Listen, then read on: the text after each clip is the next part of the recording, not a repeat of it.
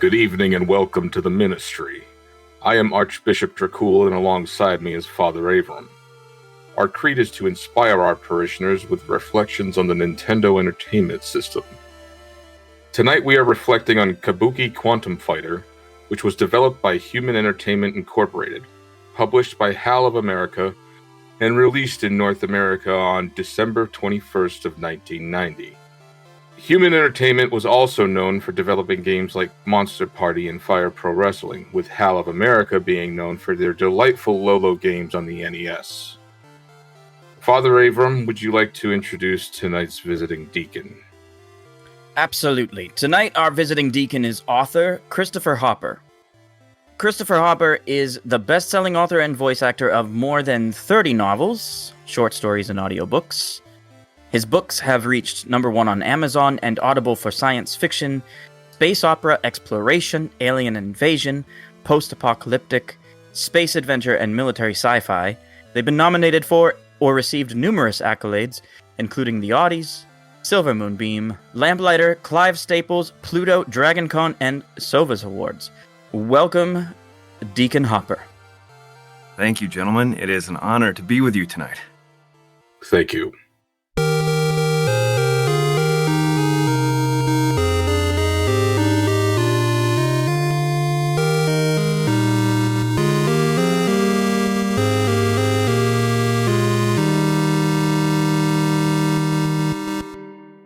A testament to the creators.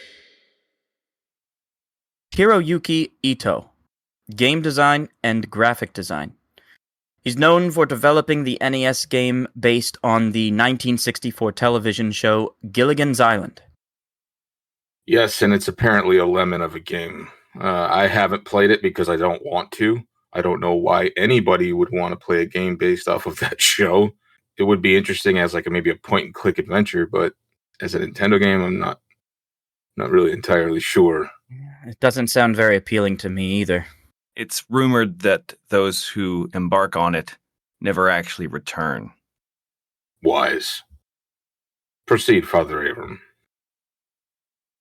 Hiroshi Haruna and Takashi Arai were both programmers on this game. They also worked on the 1989 Monster Party and 6 Pokemon games for both the 3DS and the Switch. I think it was Takashi that was actually the Pokemon developer. Hiroshi was the developer on Monster Party, and that pedigree is pretty strong because Monster Party is an awesome game. A lot of fun, a lot of charm. Highly recommend it. And it won't break the bank. I don't know what the going price is, but I know it's not an expensive game by any stretch. Pokemon, I played one. I played them all. Hang me, I don't care.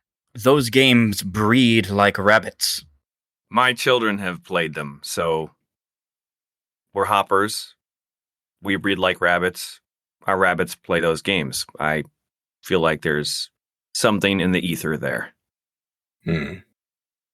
Please proceed, Father Avram. Takeshi Onozaki and Koji Tamura, additional graphic design. They also worked on Fire Pro Wrestling 3 in 1992 for the TurboGrafx 16, and Dark Legend in 1995 for the arcade. I never played either one of these games, actually. No, neither have I, but I do know what Fire Pro Wrestling is, and I know what it's done for the wrestling genre. It's an institution as far as wrestling games goes. So that speaks volumes. Dark Legend, I have no idea what that is. I've never heard of it until just now. The only thing that stands out to me is 1992. I learned how to masturbate that year. The Lord of Nintendo is always watching you. This is true. Please continue, Father Avram. Masaki Hashimoto and Takahiro Wakuda, music and sound. They also worked on Monster Party for the NES and the Adventures of Gilligan's Island. Yes, Monster Party, I remember being, good music. Adventures of Gilligan's Island, I can't really speak to it because I've never played it. I own it and everything, but I just don't want to. I don't want to waste my time with this. Let's bring up another thing here. It's 1990, right? And there's somebody in a boardroom somewhere said, "You know what IP we need to bring back? Gilligan's Island." What kid in 1990 gave a shit about Gilligan's Island? You bring up an excellent point, Archbishop Dracul, because I was just thinking to myself of all the American IPs that made it across the Pacific. How has this title found its way into the hands of 3 different developers now? I mean, I remember the show. I don't think it was that memorable that we said, "Hey, this needs to be a game, damn it." But apparently it had an impression on that culture. So go Gilligan. My first initial thought was like, maybe they were trying to make it more like, hey, this is a family thing, and, you know, Gilligan's Island is a great family show, kind of, and, you know, maybe that they were trying to appeal to the adults, and branch out, because remember the one of the main things that they were actually fighting in America, Nintendo of America was actually fighting the idea of video games being a children's toy. Yeah. And because of the great video game crash, so they were fighting that idea. So maybe this has something to do with that. It's not exactly like they were fighting it. They actually started it. The only way they were able to get the video games back into the homes of the American people was to tell them that it was an entertainment system and not a video game system. Right, but that's sort of what I mean. Like maybe grabbing an IP of a TV show, right? Because I mean there was more IPs. Oh yeah, Rocky and Bullwinkle. Yeah, there's all sorts of older IPs that they snagged along the way. The Three Stooges comes up too. That's another one. Yep. I think it's a valid point though, because you do have the trajectory and the history of anime and isekai storytelling was predominantly told for adults. We in the West just assume that the cartoon is childlike and therefore for children, but that's not the history of Eastern media. Right.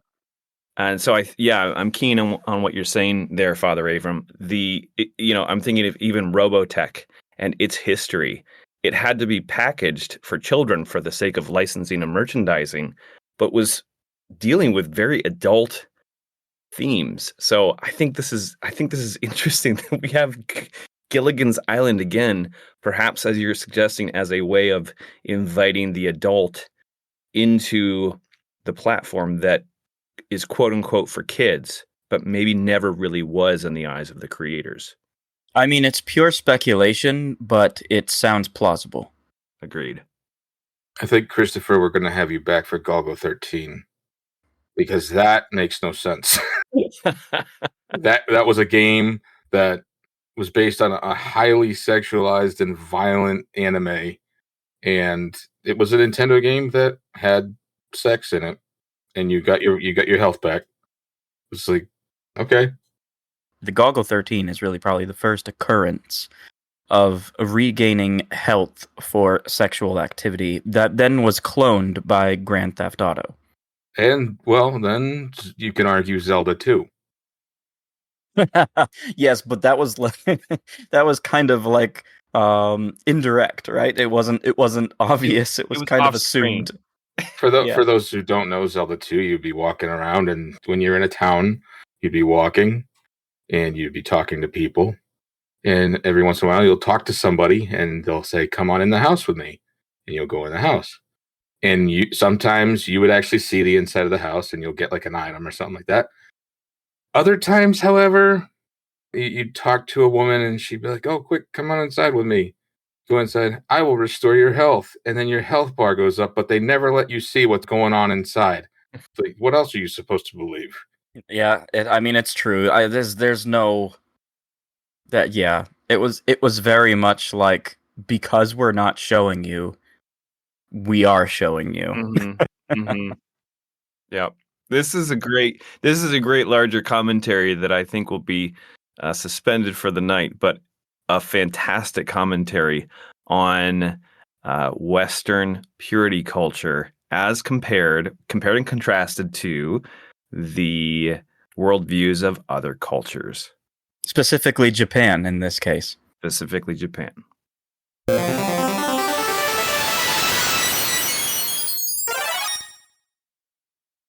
Kabuki Quantum Fighter was given some pretty good reviews back in the day. For example, Electronic Gaming Monthly gave the score of 92 out of 100.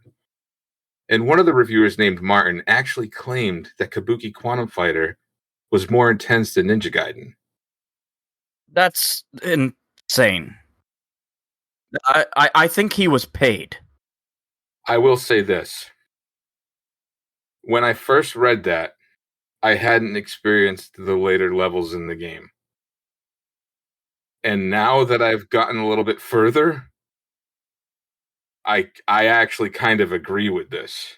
Wow. Well, we can definitely go back and revisit that. I agree that it's intense, but Ninja Gaiden is an intensity that is much different than Kabuki Quantum Fighter, for sure. And we can go into detail on that when we get into gameplay later. But yeah, I would say, although it depends on what his definition of intense is, I suppose. I would agree. It's very difficult to compare things to icons and keep a straight face. Ninja Gaiden is an icon. And I think it's fine to point toward it, but to say it is more intense than, I think is a stretch. But you could argue that this was said back in 1990. I would say that Ninja Gaiden wasn't really as big of an icon as it is today. Ninja Gaiden was released in 1988. So the review is 2 years after that. So I think I would say that it's pretty safe that by 1990, Ninja Gaiden was a very well-known and critically acclaimed game. And I think that this reviewer knew exactly what he was doing by dropping the name. And by doing that, he actually probably just kind of boosted the signal of Kabuki Quantum Fighter. To continue on a scale of 5, Nintendo Power gave the following: a 3.6 for graphics and sound, a 3.6 for play control, a 3.5 for challenge and lasting interest, and a 3.7 for theme and fun. Those are pretty good review scores. Now they are very good. They're very good. Why do you laugh there, Father Avram? Oh, we'll get into it later. Okay. So there was a commercial created in 1991 that had absolutely nothing to do with the game. This is a fantastic commercial, by the way. I just have to say. Cool. Crazy. Insane. Beautiful. Awesome. Me. Quantum Fighter is wild. It's hype. Definitely fresh. It's colorful. Most excellent. Graphic. Nuclear. Cool. Awesome. Big. Graphical. This new game is excellent. Better than hanging out with your buds, chilling with the girls. Better than a mall. Pizza. Better than having a party at your house when your parents are gone. Mondo correct. Bodacious. What probably happened, they got a bunch of kids to come in their skids and like pegged jeans and sit on a stage and look at the camera. All we want you to do is say like awesome, radical, bodacious. And like they just edited it all together. The commercial does not promote the game at all. You know, I was thinking as I was watching this commercial that it is totally possible. And again, it's pure speculation, but speculation is fun to entertain.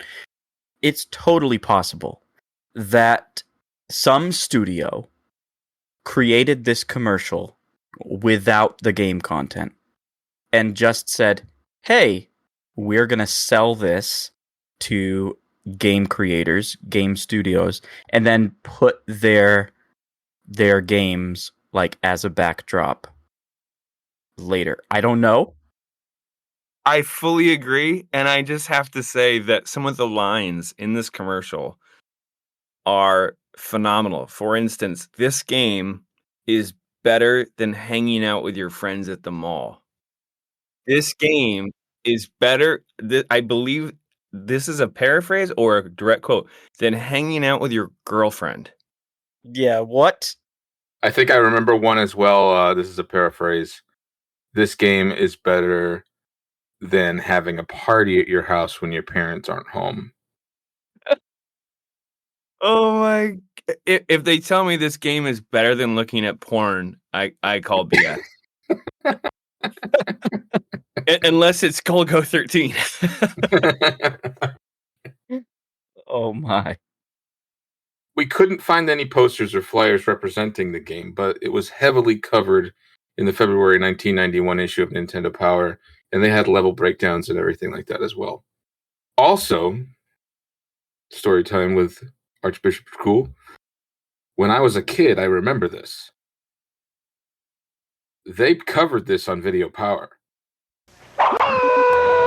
Data Trans Network Online. We will now view an NES game from March 1991, Kabuki Quantum Fighter. Image, please. The hero of this game is Colonel Scott O'Connor, a scientist who has entered a huge computer to fight a constantly mutating, evolving virus. What a guy. The enemy shows several identifiable strains: robo-roaches, flamethrowers, squawking heads, pit hounds, and dart throwers. The Colonel's weapons include memory chips, a fusion gun, quantum bombs, dynamite, and hair.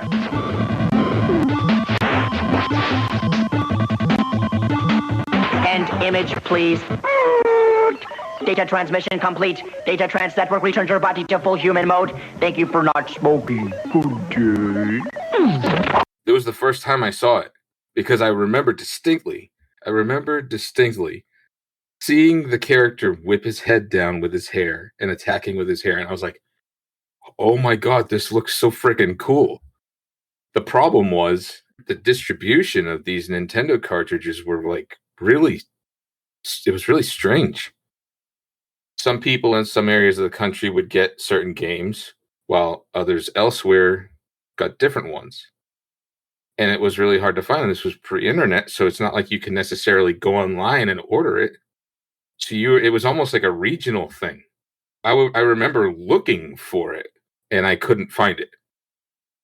I think Nintendo of America really did their homework with how they were going to distribute the games and which areas, which demographics the games would sell the best.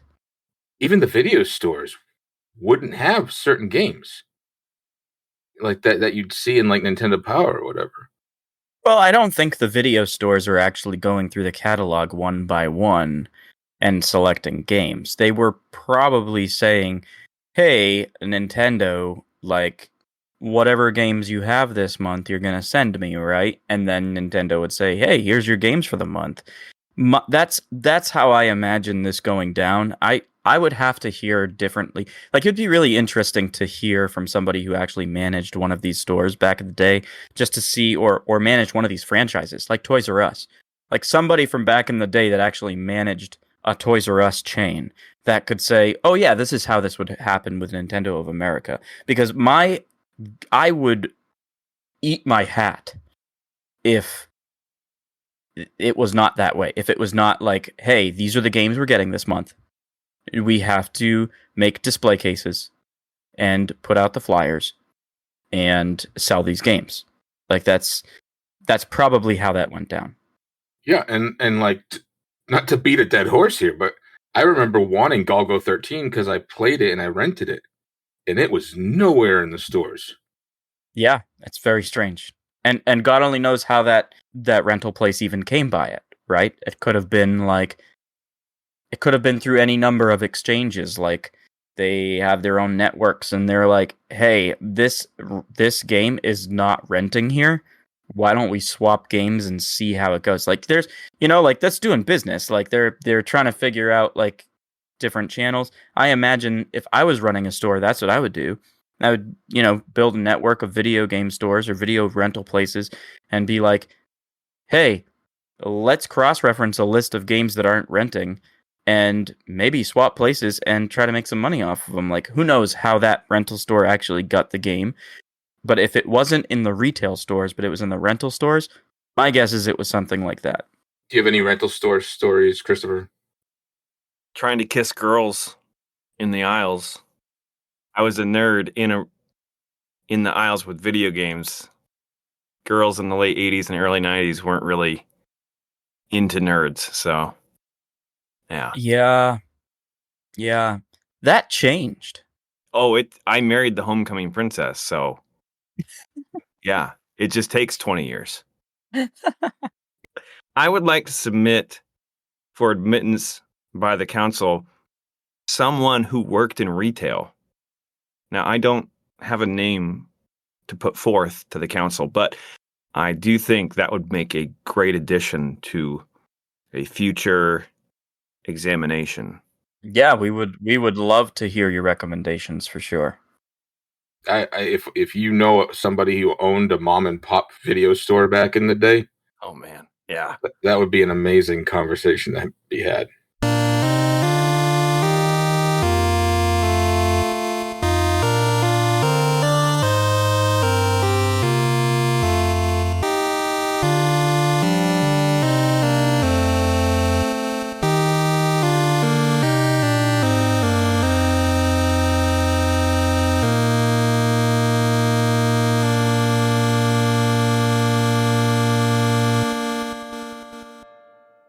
Let us discuss the 7 categories for which we execute judgment on Kabuki Quantum Fighter. Category 1 is the narrative. Deacon Hopper, we invite you to read from the manual. A reading from the manual. The setting: Earth, the future. The defense computer protecting the entire planet has been invaded by a constantly mutating, evolving virus. Only one man, Colonel Scott O'Connor, has the courage to risk his life in an untested miracle weapon. Converted to raw data and transported into the circuits of the computer, Colonel Scott's molecular structure is transformed by the untested image transfer system. Into the circuits of the giant computer steps an unlikely superhero, the Quantum Fighter. 6 huge levels of exciting action. This is a reading from the manual. Praise be the HAL of America Incorporated. So we should probably mention before we get started that the Japanese version of the game is a tie-in to a 1990 movie called Japangu, with the main character being a 15-year-old boy named Bobby Yano, who transforms into his samurai ancestor, Chikoku Gokura Kumaru. References to the film were taken out of the international releases, and the name was changed from Bobby Yano to Scott O'Connor, because that name fits so perfectly with the game. Anyway, my pros for the story is I think it's quirky, intriguing, and given the time, very different when it came out. So different, in fact, that they didn't really know how to market this, and that's apparent in the freaking commercial. And my cons being, I wish they didn't rename the main character to Scott O'Connor. It really sticks out in a bad way. I kind of get the sense, based on what you just said, because I actually didn't know what the original names were, and I was curious about it, but I just never really looked into it.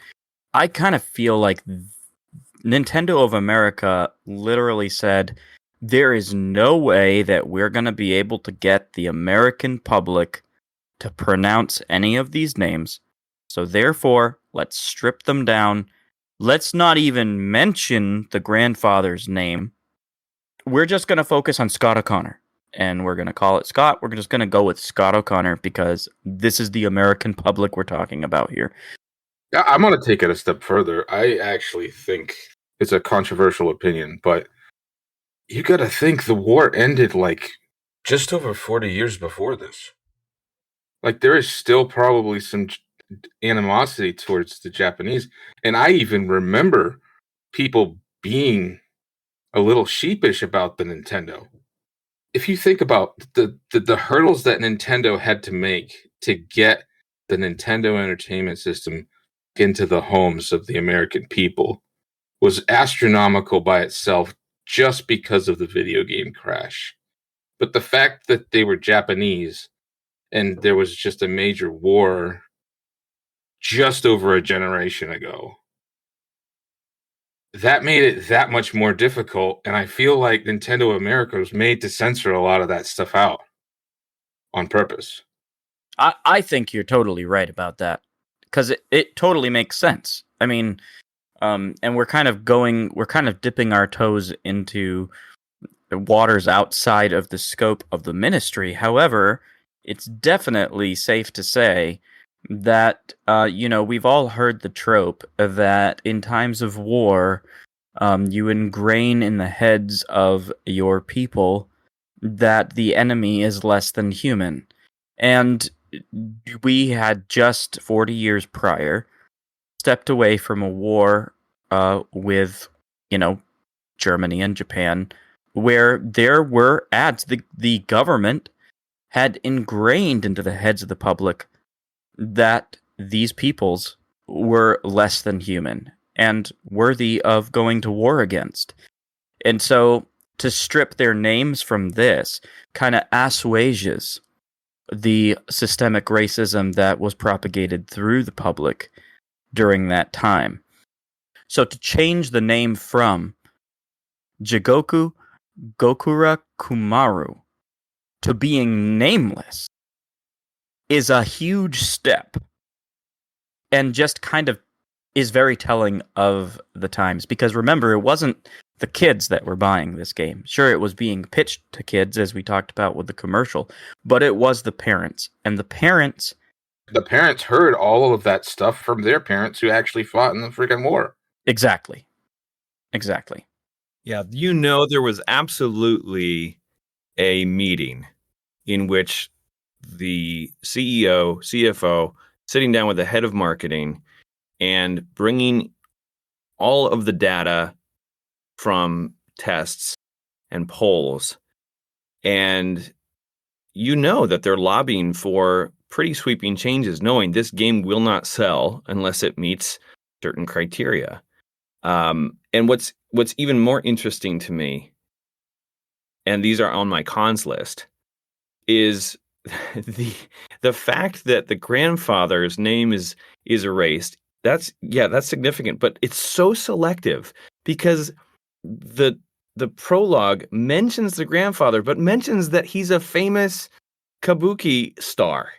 Like, in other words, his role as a Japanese dancer and entertainer and slash samurai ancestor, like, it's so absurd because nobody knew what a Kabuki star was. Like that. I don't know who I'm 10. I don't know what that is.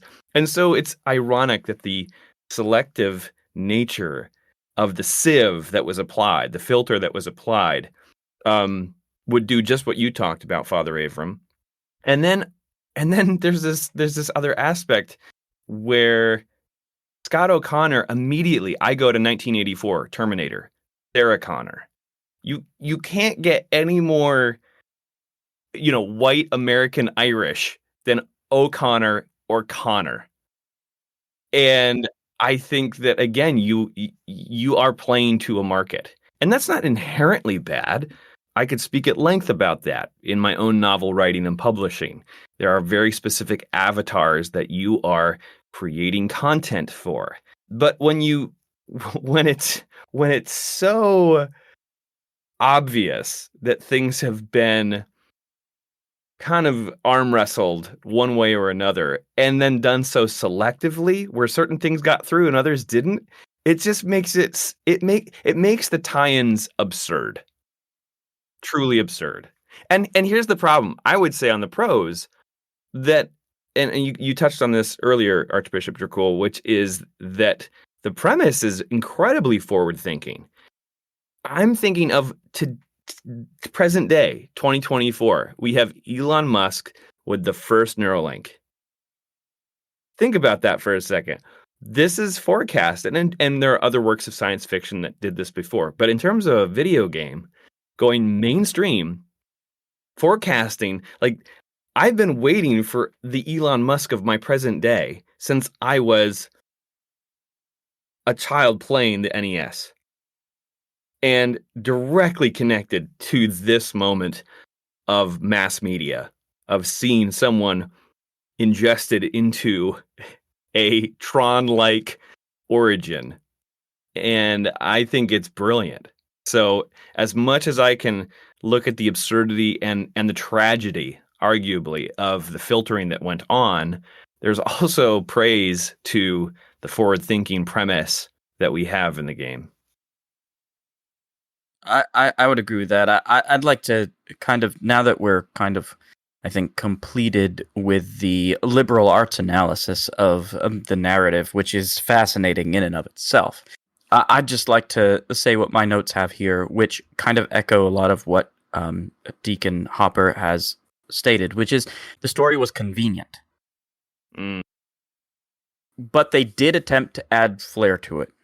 And I am going to go so far as to say that they were riding on the robot android craze of, dare I say it, and I know I mentioned this, and Deacon Hopper mentioned this, I know I mentioned this a million times in our Journey to Silliest episode, but they're riding on the robot android craze of Terminator. And this kind of theme was obviously a silver bullet back in the day because of games like Metroid. Yes. And movies like Terminator. And they definitely embraced the mother brain vibes with this game, which I will get into more detail later, because I think there's other categories that explain that in deeper detail, but very much embraced the mother brain vibes.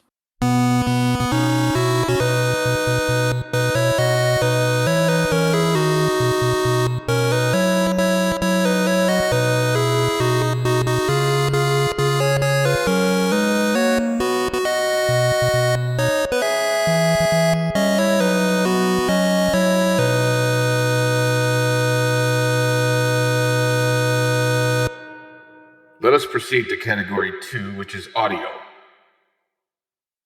Now, for me, the music in this game was meh. And it could actually be shrill at times, and I found myself muting the audio and listening to music while I played it. Probably the best track on the whole soundtrack is the very first level, and that was probably completely intentional. Sound effects for the era were pretty standard. I did like how they incorporated sound into the gameplay a little bit, which we'll get into. But I was really disappointed that they didn't use the delta modulation channel, or otherwise known as DMC, for voices and sound effects in this game. And the funny thing about that is, usually in Nintendo games, they stay away from that because it requires a lot of space. But I didn't see anything necessarily in the game that would cause them to not use the DMC. They definitely could have. I thought the sound was pretty generic, but it's very obvious that the interstitials, the title screen, and the boss fights were the tracks that they put the most effort into musically.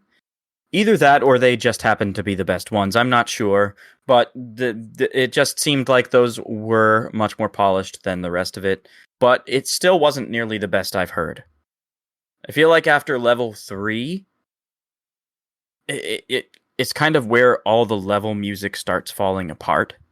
Level 4 was horrible to listen to.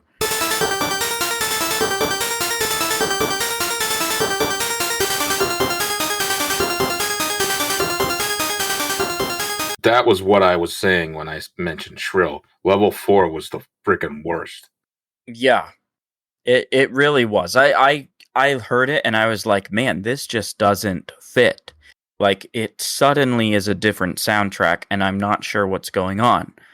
Which maybe echoes back to some of the gameplay things that we'll mention later, but it just wasn't good at that point. And, they kind of redeemed themselves a little bit with Stage 5. Stage 4 was definitely the worst soundtrack, but still, Stage 5 wasn't great. The sound effects were okay. They matched the gameplay. There was nothing that really stood out, but it was nothing to write home about either. There were many games prior to 1990 that had much better sound design than this game. I agree. Agreed. I would say that I look for music and sound effects to be memorable to the point that I might not be able to hum them, but I will have an instant dopamine hit of nostalgia and a connection when I hear them outside of the game context. For me, this game did not have that. Mm-hmm. I could maybe, as I'm playing, I get used to the sound, get used to the musical themes, ones I did not like. But in terms of separating myself from this over a period of months or years, and then thinking, oh, yes, that's Quantum Fighter. That's not going to happen. So that would be my biggest complaint.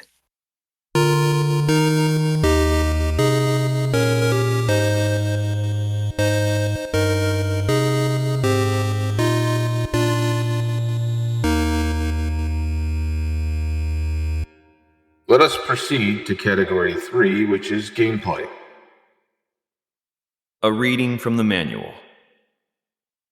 Energy hearts are left behind when some enemies are defeated. They're in different places each time, so don't skip any. Memory chips can be fired at enemies from close range. Medium firepower, but can be constantly replenished. Keep your supply as high as possible. There are extra lives to be gained by defeating some enemies, but you'd never know where they might be. Look for them. Each stage you finish will give you a new weapon to use.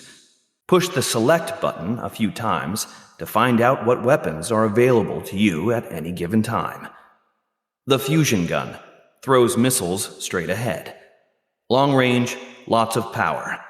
Great against enemies you don't want to get too close to. Quantum bombs spread out in 3 directions. Short range, but high firepower. Handy against enemies that are above you and hard to reach. Loads of firepower. Dynamite sticks can be thrown in mid-air, greatly increasing its range. Takes a while to master, but worth it against the bosses. The bolo travels in the direction thrown and revolves rapidly, disposing of all enemies in its range. Can be used against enemies that are reasonably close. This is a reading from the manual. Praise be the HAL of America Incorporated. I found the control to be pretty tight overall, and I really, really loved the way the acrobatics felt, like jumping up, hanging on the little things, and being able to kick while you're up there, and it really scratched that action itch for me. The fact that you use your hair as a primary weapon is incredibly strange, but works surprisingly well. It's just the greatest. Forget pistol whipping, folks. This is hair whipping. I wish I came up with it. It's so awesome. It's so awesome. And it seems to herald to the headbanging vibes of the time. Mm-hmm. I was watching a playthrough of this game, and after defeating a boss, the player just started headbanging, and I was like, oh my goodness, that captures everything that this was meant to be. So if we could, Your Highnesses, go back to audio for just a moment, I would like to submit that a possible alternative and a more memorable one could have been an ode to late 80s metal, or even a prophetic forecasting of 90s grunge. Wow. That's deep. That's a really cool thought. Could you imagine taking a video snippet, 30 seconds, and dubbing in any of our beloved music from that era? It could work. I think it would be amazing. Skid Row comes to mind. Lastly, for the pros, the gameplay mechanic of trading chips for life bars during the boss fights really brought a lot of depth to approaching the situations and the levels. Like, you were forced to use discretion because you knew that the boss level was coming, and if you happened to get there, you would definitely need it. Or it kind of made you think of other ways of getting around the obstacle. Now, with that in mind, you better not sit and think for too friggin' long, because there's a time limit, which for me it was one of my cons. I don't think there should have been a time limit in this game. The ducking attack has 0 reach. Like, you have to be right up against the enemy for it to register. You can't jump off of ladders. You can only let go and fall, which doesn't sound like that big of a deal. But in a game where you're like doing flips from your hands off the ceiling, and you have to fall off a ladder, you can't like jump off the ladder. That was really disappointing. The ramp up to the difficulty is insane. It's not a learning curve. It's a frickin' wall. And that wall is level 3. Once you beat the second boss, you enter a climbing level that suddenly requires you to have lightning reflexes, exact timing, and pixel perfect accuracy in how you negotiate the level. After defeating this climbing level, the difficulty subsides for a little bit for the side-scrolling levels to follow, but there is one other climbing level in the game which is incomprehensibly more difficult. I could not beat this level regardless of how hard I tried. I just kept falling. And a lot of that has to do with how the physics of interacting with a moving platform or element affected you in your travels.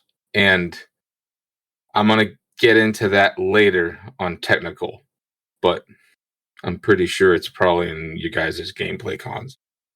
I thought the movement itself was pretty smooth, although for a platformer in 1990, I feel it could have been better.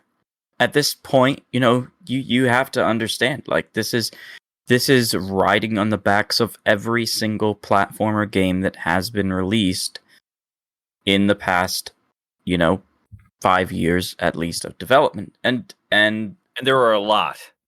And there were a lot. I mean, the platformer was the genre that the Nintendo was famous for, right? And that's what they literally designed the system based on a platformer game, which was Donkey Kong. That was the game that they designed the platform for. So, and I would even go so far as to say that was an ode to Pitfall. I'm thinking of Atari. I'm thinking of, the original left to right scrollers, So yeah. Sure. Yeah. So there were tons of platformers that they were riding on the backs of, and it could have been better for 1990. The mechanics I felt were very interesting, but somewhat goofy.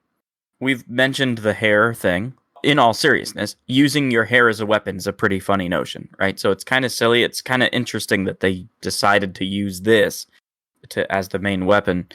But besides all that, there are some very cryptic things I found in the UI that if you didn't read the manual, you wouldn't know about.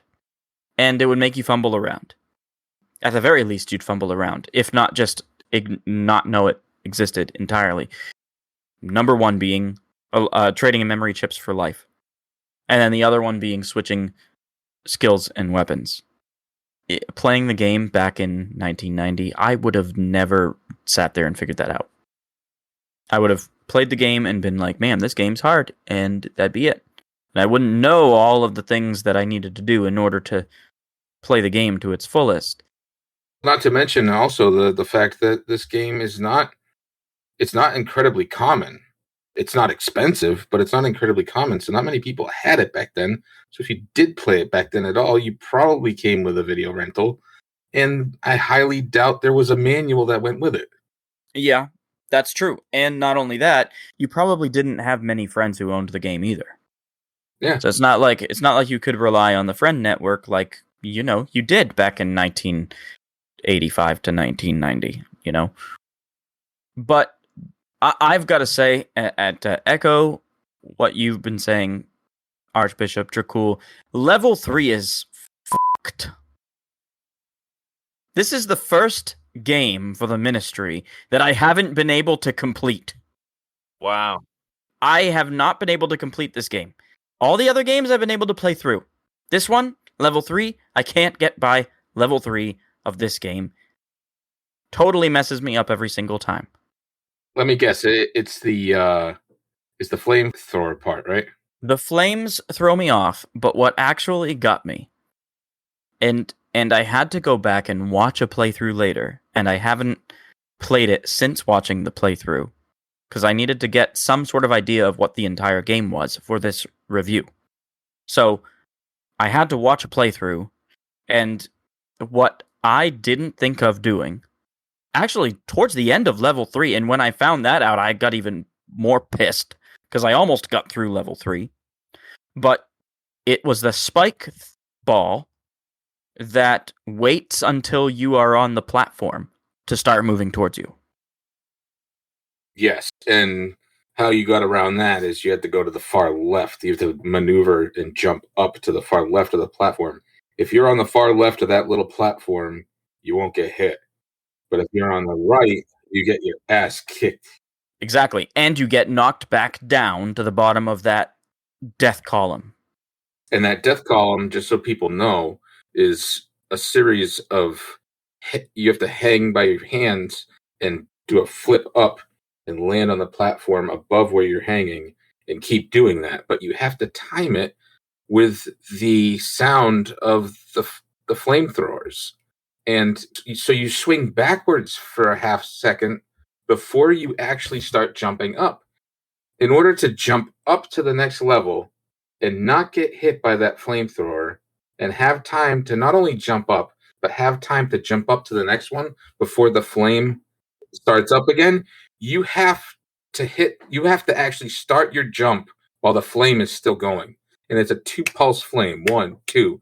And you have to start jumping on that second pulse so you can get up there, and then you hit the button again to jump again. And then so there's enough time for you to get through that anticipation and back up to safety. It didn't bode well for me to try to get through the game. As soon as I hit that column, I was like, oh man, I'm not going to be able to complete this game. It requires extremely precise timing. Very time-sensitive design. And finally, little conveyor belts were totally nasty. I could have gone without the little conveyor belts. Conveyor belts were a trope by this time in Nintendo history. I understand that. But 1 tile length conveyor belts? Really? That's all I have to say about that. So for me, I share so many of your pros. I thought the level design was good. Not groundbreaking, but it was solid, I'll say.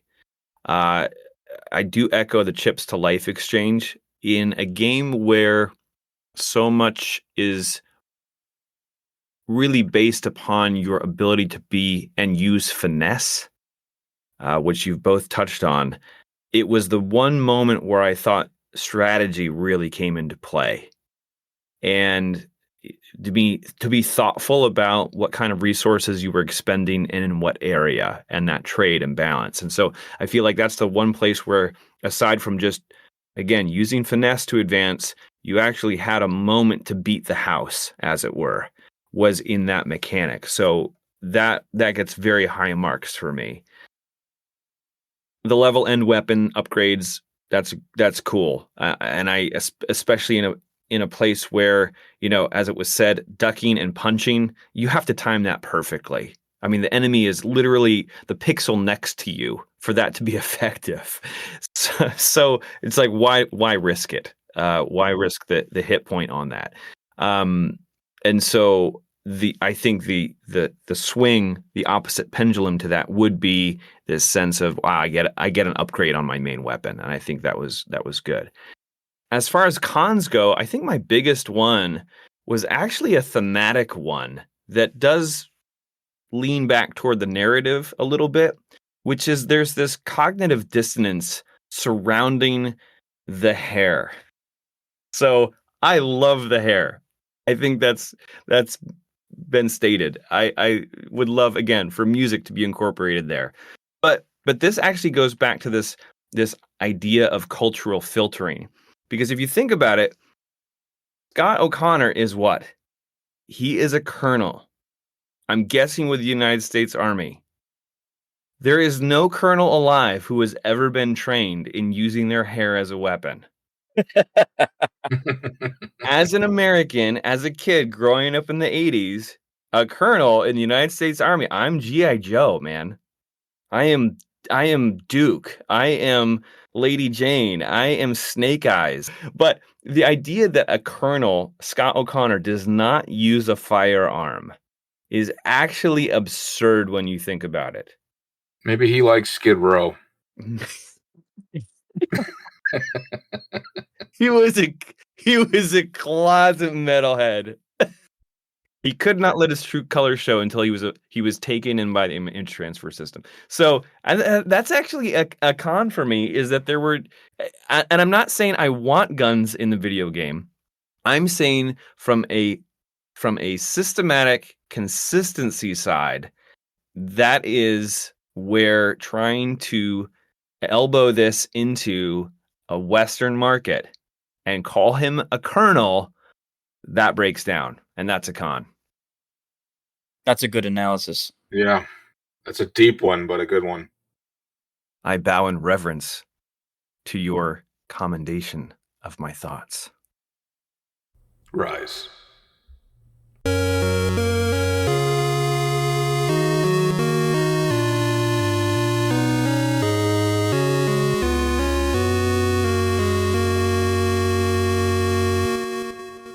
Let us proceed to category 4, which is the graphics.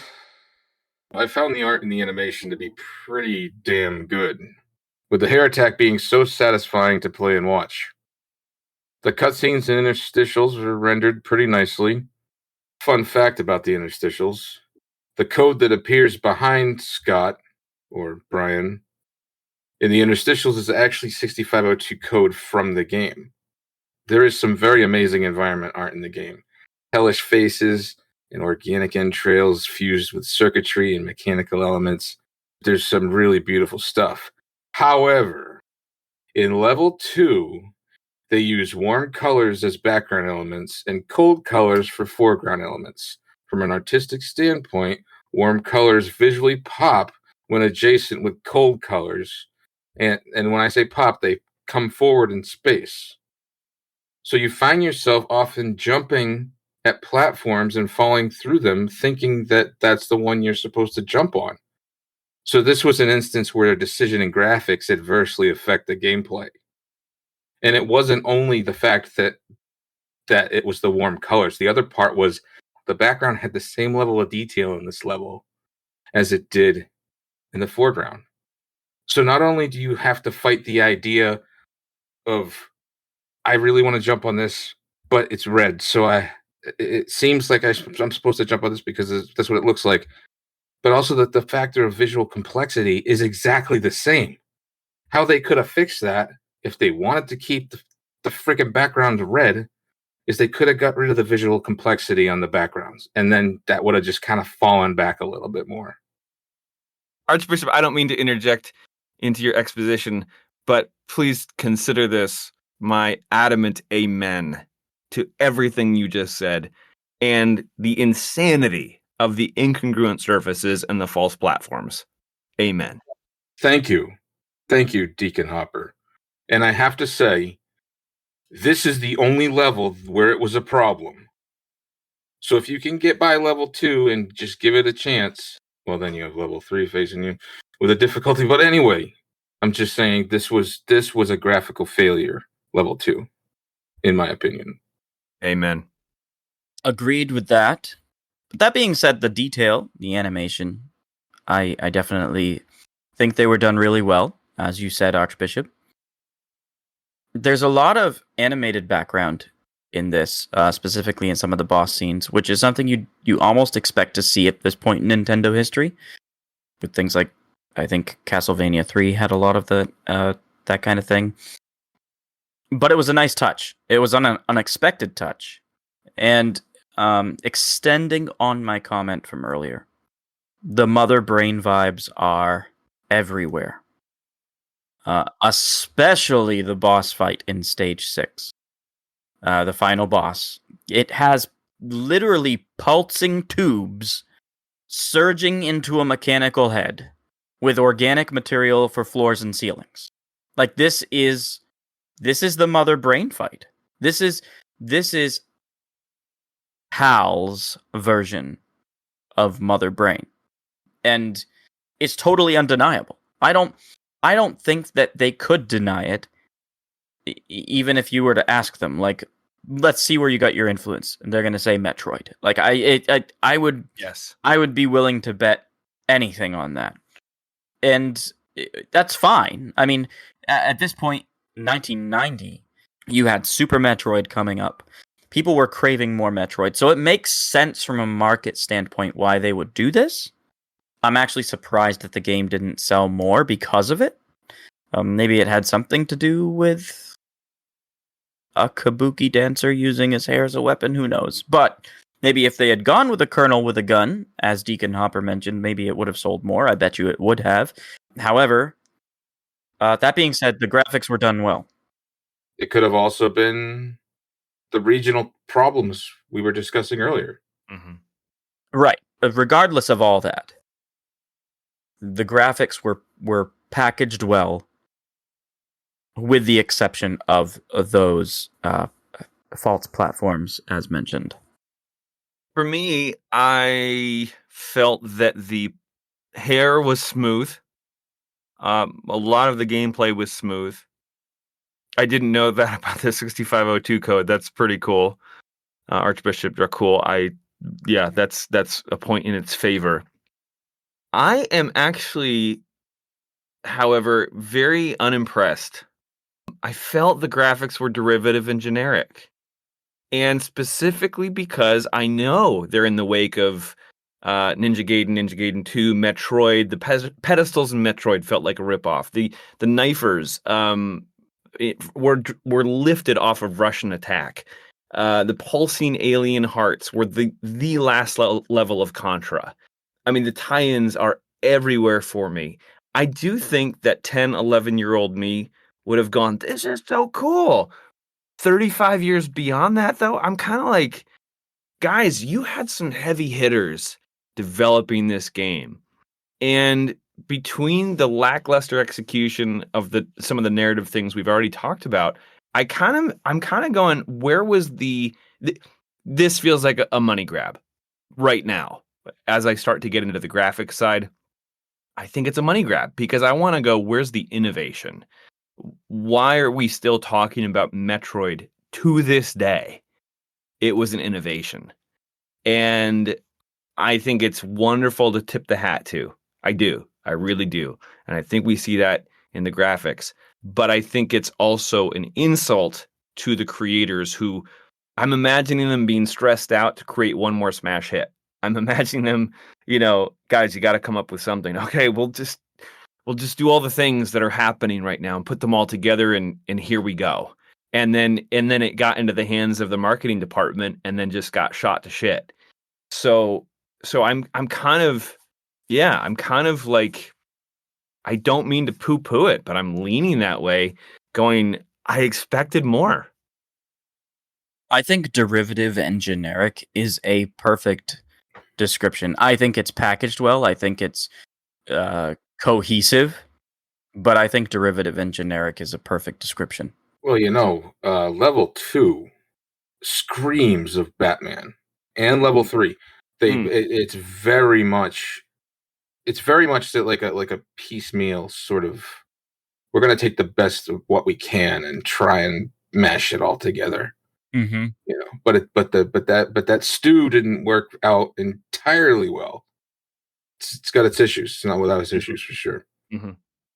And fun note, at the end they say we'll be back, which means they were trying to establish a franchise with this, Mm-hmm. based off of what we said. You know, the regional issues, the cultural filtering. Mm-hmm. There's no doubt in my mind there was never going to be a second one. Mm-hmm. You know, which for me is unfortunate because I actually enjoy the game. Yeah, I agree.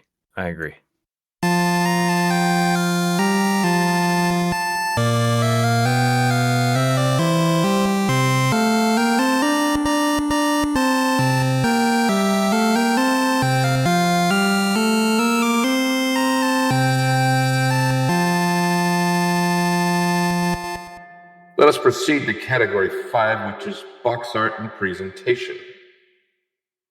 Now, we are going to withhold from reading the back of the box because of how identical it is to the story in the manual.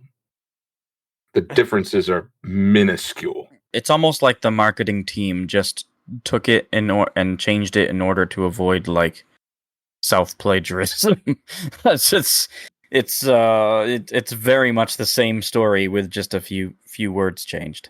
My pros for the box art is that it looks like a Jefferson Starship album cover from the early 80s. And for that, I'm dropping the mic. Oh my goodness, I did not expect that. So I felt when I first saw this box art, and you have to remember I did not play this as a kid. It wasn't really available in my area either. So coming back to this title as an adult and looking at this, the first thing I thought of was, am I looking at the right thing or am I looking at a remake because this looks like a PlayStation 1 cover? Mm. It has very, very much PlayStation 1 vibes, and I can't really put my finger on it, but the clean white box with the flashy red and blue, like it just seems like PlayStation. It screams PlayStation 1 to me, and I don't know why exactly that is. But it's very nice, right? Like it's really well done. We've already said our comments about the back of the box. Extremely generic. It's like they just ate the story from the manual and threw it up on the back of the box. And kind of used some screenshots from the game that actually there's one in particular. I think it's the first screenshot all the way to the left. When I look at it, I see Batman.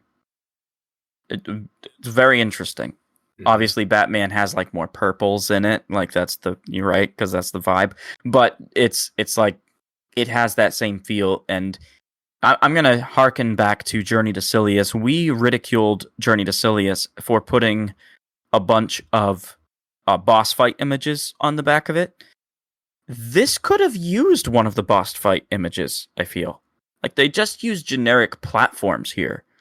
You know, again, I would have to say, just very much like Journey to Silius, I feel like with the back of the box specifically, again, front cover, great. I really like it. I think it's forward thinking in design. The back of it, it's like they gave it to a marketing team, and the marketing team just put something together without playing the game. 100%. I think that the box art, the label on the cartridge art, the booklet, and then compare that to the in-game play graphics, I think we're starting to get an image of a game that, if we could be the fly on the wall of so many meetings and development meetings, ultimately was a poorly self-differentiated game. And unfortunately, it was not its fault. It was the fault of powers that were vying for different markets, different ideologies, and could never fully come together in agreement. Thus, even why you had some games that said Kabuki others that said Quantum Fighter, and other versions that were Kabuki Quantum Fighter. And probably based on regions. So when that is that is not a unified forward thrust into a market. That is not deliberate, that's not intentional, that is haphazard. And again, a game that just never found its true identity. And we see it in the naming convention, and we see it on the shelf out public facing image. And that's unfortunate. It's branding confusion. There it is. For sure. The commercial completely proves that theory. Bingo. Yep. Great point.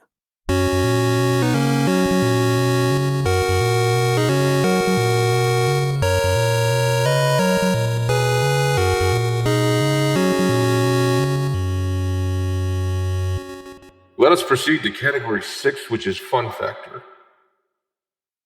Now, I found myself personally to be very happy to go back to this game over and over again, despite the great difficulty, because I had a lot of fun controlling the player and like hitting characters with the hair.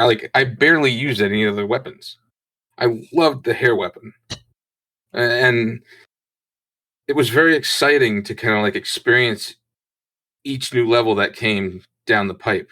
And it was very refreshing for me because there was legitimate adrenaline rushes during this game that I haven't experienced since I was a kid. Like that heart racing, body shaking type of reaction after you defeat a boss. That like I haven't really experienced that for years until I played this. That is really cool. I love hearing that. This is where you and I differ, Archbishop. I had fun for the first level. The second level, with the false platforms, I started losing my trust in the game. And then by the third level, I was done. And so I really didn't have fun with this game. I think it's probably the only game so far in the history of our miNEStry reviews on podcast that I did not have fun with the game. Your words are dust on the floors of this sanctuary. My words may settle like dust, but even in stillness, they embody more substance than the fleeting echoes that fumble from the dim glow of your intellect. Enough. Please proceed, Deacon Hopper. Fun factor for me, the discovery of the hair whip was awesome. I had to I died like the first 3 spawns into level 1 just because I couldn't believe what I was seeing. And I loved that. So again, I think this keeps coming up. So huge props there. It's kind of sad. I don't think we've ever seen that return anywhere else. I can't think of a game. Can you, gentlemen? I can't think of a game where hair was used as a violent weapon to dispatch enemies. I mean, that's just fantastic. Just so you know, there are a number of games that feature characters that use hair attacks or their hair as a weapon, but it is very interesting to note here that none of them date before 1990. This is the forerunner. May we just pause in reflection upon the fact that though so much of this game was derivative, we actually have an iconic impetus. We have a catalyst, the origin of the hair whip. And that is significant. That is really significant. Oh, wait a minute. Hold on. Hold on. There is one. Lament. Although I don't know where, like what in the game, but apparently the Revenge of Shinobi. This was December 2nd, 1989. 1 year prior. Has something in it with featuring a hair attack, but I don't know what that is. When did Revenge of Shinobi come out exactly? December 2nd, 1989. Okay. And when did Kabuki Quantum Fighter come out in Japan exactly? Ooh. It's December. Okay. So, Revenge of Shinobi came out in the US, December 2nd, 1989. Kabuki Quantum Fighter came out in Japan, December 21st, 1990. I honestly believe it's a coincidence then. It probably is. Yeah. It probably took at least a year to develop Kabuki Quantum Fighter. And the odds of Revenge of Shinobi's instance being influential for an entire game, it rides a very thin line of debate. Yeah. So, hair aside, I found something that was both a pro and a con, and then I found a con. So my pro is the hair whip for fun. The pro and the con was the difficulty. There was a part of the difficulty that I found very enjoyable, and I liked that it wasn't easy. But it was difficult for long enough of a period of time and sustained in such a way that it started not to be fun for me.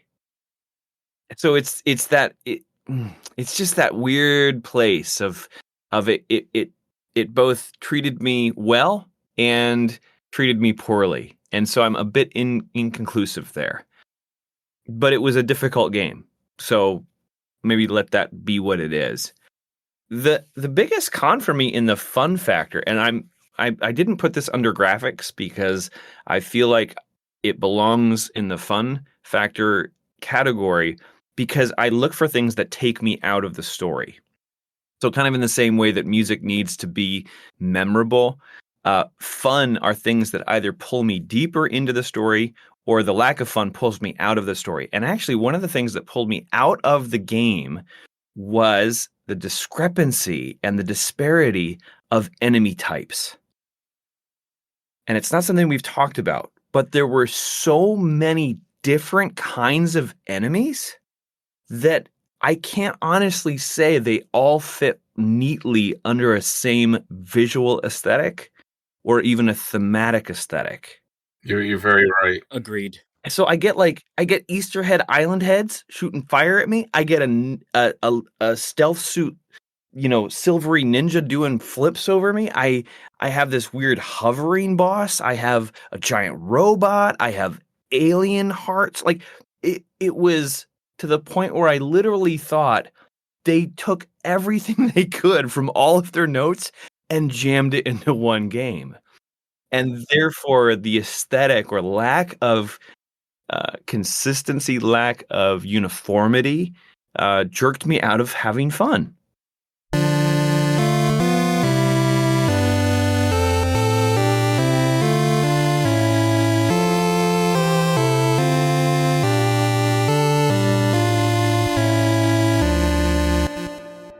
Let us proceed to category 7, which is technical.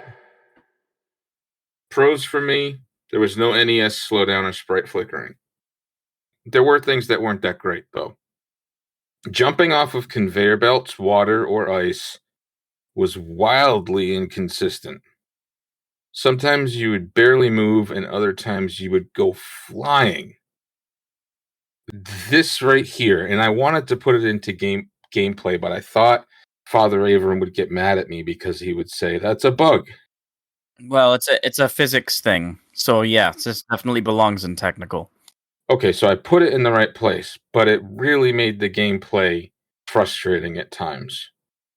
If you fall during the climbing levels, sometimes enemies that you haven't interacted with yet above you would disappear, allowing you to proceed with no problems. If you had fought them and defeated the enemies, however, the same logic would cause enemies to always reappear. The second part isn't as surprising as the first. Right. Mm-hmm. And it was so random. Sometimes I would fall and it would be gone. Like the enemy that was above me shooting things would be gone. I'm like, okay, I'm just going to go. And then it happened often, though. So often that I actually thought that's how it was supposed to be at one point. Like this certain situation where I had this wall cannon shooting a spiked ball at me. I thought it was always going to be I thought it was always one. But no, I go back like 3 or 4 or 5 times later of playing, and all of a sudden there's 2 of them. What I'm saying is, you could cheese your way forward by like dropping intentionally, and sometimes that'll work in your favor. But you have to be careful, because if you're fighting and then you fall, you're guaranteed you're going to have to fight those enemies again. Mm-hmm. Performance-wise, I have to agree with everything that you said. No crazy sprite flickering, no slowdown. Bugs, again, just echoing everything that you said here. But I didn't actually notice too hard what you're talking about with the spawning of the enemies as much as I noticed the physics problems. Ice was horrible, specifically when jumping.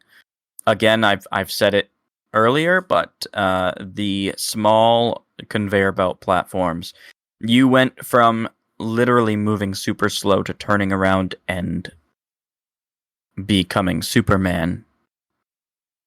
So it was a big problem. That's actually one of the biggest difficulties, I think, with level 3, besides the sensitive timing portion of it. Other than that, I think everything kind of behaved well and behaved the way it was supposed to, specifically with the hanging platforms, but the fact that you could jump through those hanging platforms and still land on top of them, everything functioned the way I would expect. But the physics really did stick out as being not so great. Let us proclaim the hints and cheats of our game. Kabuki Quantum Fighter has some cheats that are accessible through something called level select. And to get to this level select, you go to the title screen, you press A 8 times, B 4 times, right 16 times on the second controller, then you hit start on the first controller, and then when the round 1 start screen shows up, you push up and down on the first controller to select the stages. Now keep in mind, it only goes up to 9. Once you go past 9, it starts going into letters. And then eventually, if you keep going, it goes into graphics. The weird thing about it is level 9 is actually the beginning of level 5. And you have to go to A, B, or C to get to see any of the ending levels. I think C is the absolute last boss. And you can alter chips if you activate the level select code that I just explained. And then you can press up and down on the second controller in the game to increase or reduce the amount of chips. And unlike the cheat to swap health for chips, where you pause, like we talked about, where you hit start and you push up or down to trade chips for health during boss fights, you can do this at any point in the game, and the game does not have to be paused. In fact, it doesn't work if the game is paused. So, just to say that again, once you do your level select and you start the game, you can really pad yourself with chips. This is the kind of thing that would make my 10-year-old, 11-year-old brain completely freak out and explode and go tell all of my friends and not talk about anything for a week during lunch. I remember those days. Yeah. Then there's level skip. You activate the level select code, and the A button can be pressed on the second controller in the game to automatically clear the stage. That would have come in handy for you there, Father Avram, on level 3. Then there's a sound test, but you have to complete the game, and then after the credits have rolled, hit down, B, and select buttons, and an option for a sound test will appear. The level skip definitely would have come in handy. Yeah. There would have been a lot less swearing. I heard you in the rectory, Father Avram. If I did use the level skip, I would have needed to go to confession. But that's the beauty of confession. You can have your sins expunged.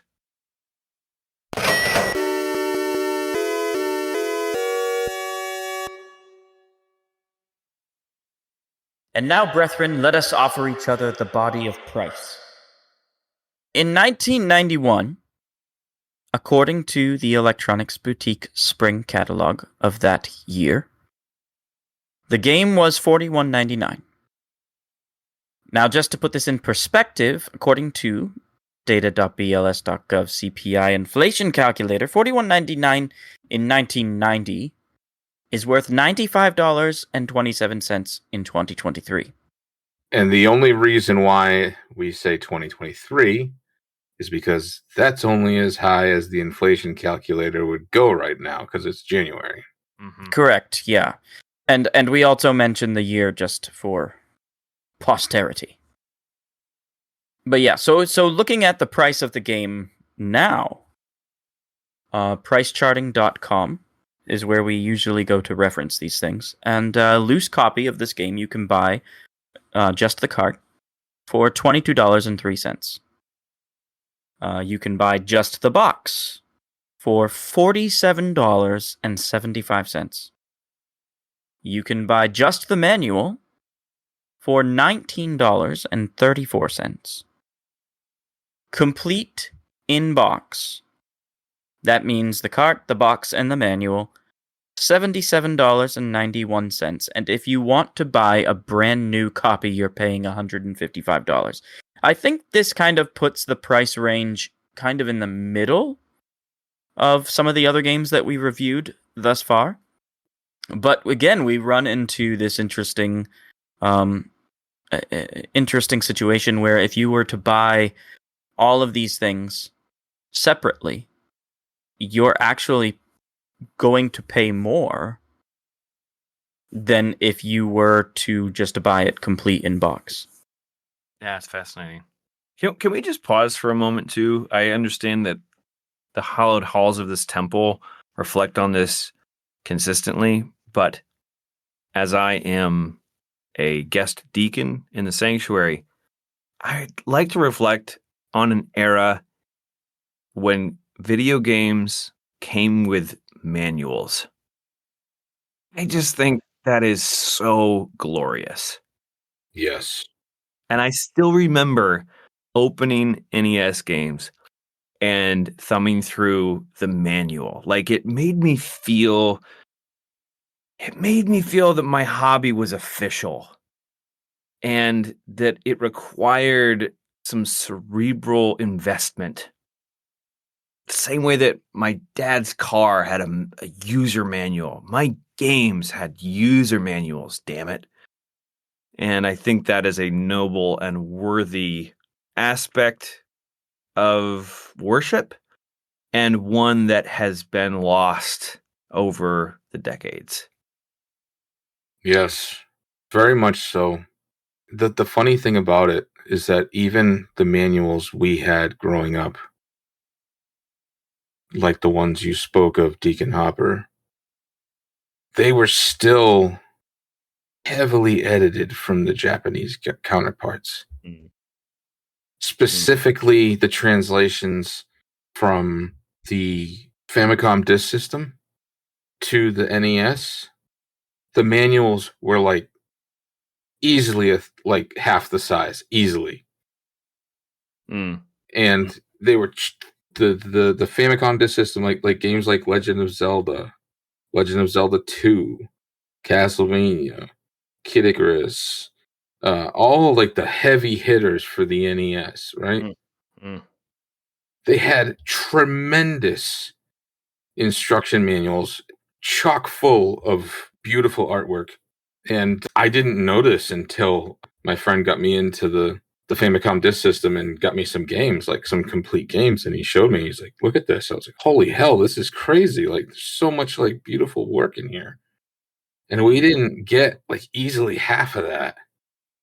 But to your point, the ignorance is bliss. We didn't know that, but it was a momentous occasion. It was a rite of passage for each game you got to sit there on the drive home from the store, wherever you're going, open the manual and read it as fast as you freaking could from cover to cover to get that experience before you get home. So all you had to do was pop the game in and play it. Mm-hmm. You're bringing back memories. You're bringing back memories, man. It's crazy. Yes, and it was, and that's gone. Mhm. Now there are tutorials. You know what I mean? Mhm. You get tutorials in games that tell you everything. Like, here's how you jump. It's like, well, no shit. And it's worse than that too, because they take it to the opposite side of the spectrum, where they're like, hey, remember that thing that we told you 10 minutes ago? This would be a good time to do that. It's removed discovery. It's removed the sense of mystery, I think. And that's not to say that we haven't done amazing things in video games today. I mean, I'm not saying that. I think we're noting the differences of a bygone era, and that there were really cool things about that are no longer and probably never will be again. So what an honor to have lived through it and been raised with it. Yeah, I agree. Behind me sits my sim rig, and every day I'm on iRacing, and I get to drive laser scan tracks from real circuits all over the globe, cars engineered and designed with the actual manufacturing engineers to spec. The physics models are right. Everything. I mean, like, guys leave these rigs and go race real cars, right? And when you've heard that and seen that. And I love it. It's amazing. My force feedback and haptic system is incredible. I feel immersed in the car. I could not do this in 1990. Not even close. And so, in certain regards, I love the era I live in. And yet, there is a reason we still have an NES in our house. And yeah, it's not to be too romantic about it, but it's precious.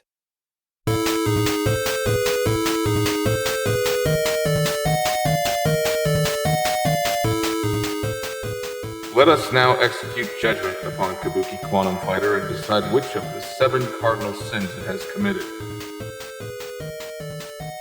Father Avram, in regards to narrative, what's your final judgment? In regards to narrative, Kabuki Quantum Fighter has committed no fault. Deacon Hopper, in regards to narrative, what is your final judgment? In regards to narrative, Kabuki Quantum Fighter has committed no fault. In regards to narrative and in the presence of this assembly, Kabuki Quantum Fighter has been spared. Father Avram, in regards to audio, what is your final judgment? In regards to audio, Kabuki Quantum Fighter has committed a most heinous cardinal sin. Deacon Hopper, in regards to audio, what is your final judgment? In regards to audio, Kabuki Quantum Fighter has committed a most heinous cardinal sin.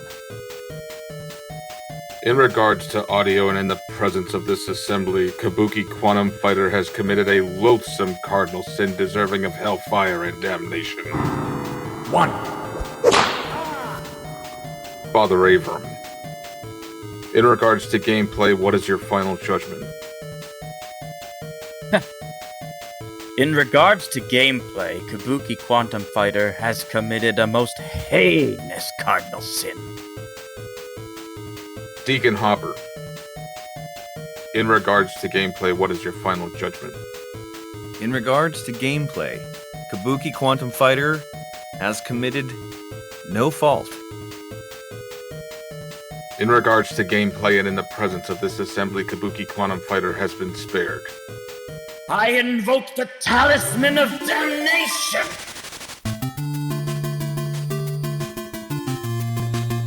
You can't invoke the talisman of Just so everyone is aware, the talisman of damnation is a formal protest against a categorical decision, but it holds no credence in the presence of this assembly. Therefore, we stricken the protest from this floor. You shall rue the day, Archbishop! Silence! Father Avram, in regards to graphics, what is your final judgment? In regards to graphics, Kabuki Quantum Fighter has committed no fault. Deacon Hopper, in regards to graphics, what's your final judgment? In regards to graphics, Kabuki Quantum Fighter has committed a most heinous cardinal sin. In regards to graphics and in the presence of this assembly, Kabuki Quantum Fighter has been spared. Father Avram, in regards to box art and presentation, what is your final judgment? In regards to box art and presentation, Kabuki Quantum Fighter has committed no fault. Deacon Hopper, in regards to box art and presentation, what is your final judgment? In regards to box art and presentation, Kabuki Quantum Fighter has committed no fault. In regards to box art and presentation, and in the presence of this assembly, Kabuki Quantum Fighter has been spared.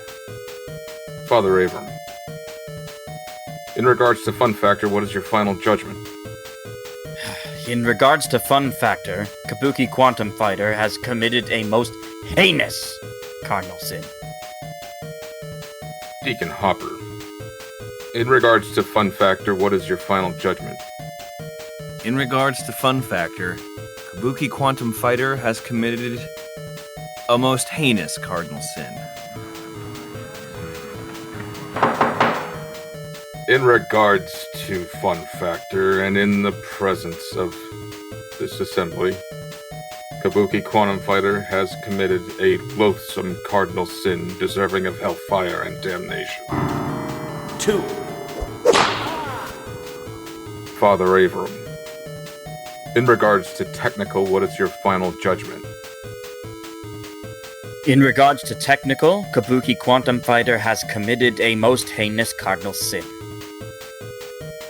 Deacon Hopper, in regards to technical, what is your final judgment? In regards to technical, Kabuki Quantum Fighter has committed a most heinous cardinal sin. In regards to technical, and in the presence of this assembly, Kabuki Quantum Fighter has committed a loathsome cardinal sin deserving of hellfire and damnation. 3.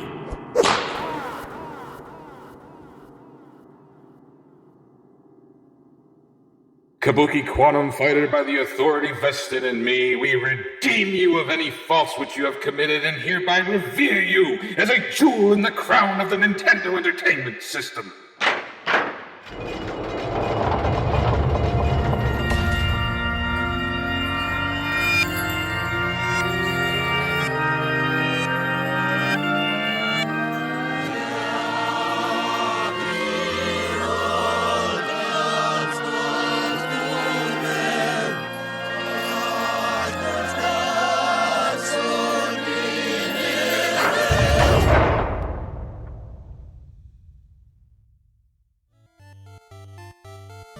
This concludes tonight's service. Remember, our liturgy does not simply come to an end. Those assembled are sent forth to bring the fruits of the ministry to the world.